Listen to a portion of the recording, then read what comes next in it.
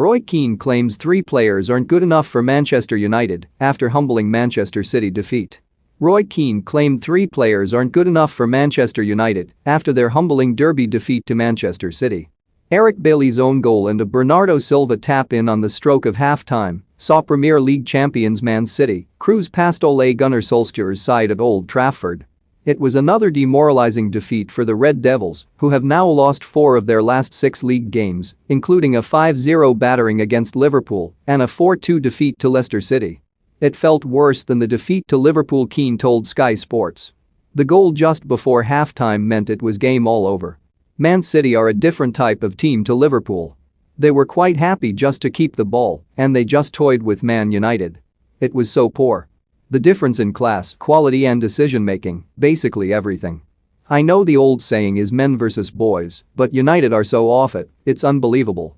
Keane felt Manchester United's defeat was further evidence that midfielders Fred and Scott McTominay and defender Bailey aren't good enough for the club.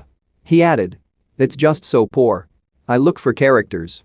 Scott McTominay and Fred, I know McTominay is learning his trade, but these players aren't good enough for Manchester United." Defensively, I wasn't shocked when Eric Bailly sliced one into his own net. He's got that in him, he's erratic. Fred's playing for Manchester United, Fred. Anyone who thinks he's good enough for United is in cuckoo land. Deep pounds, it was always going to be a difficult game. Anyway, Ole Gunnar Solskjaer reflects on Man United's defeat to Man City at Old Trafford. Pic.twitter.com QDZSBJ2ZWN Manchester City star Phil Foden, meanwhile, said his team had the game of their lives as they outclassed Unites and bounced back from last weekend's shock defeat to Crystal Palace. He said, "We had the game of our lives today. Everything went right, a lot of possession and chances.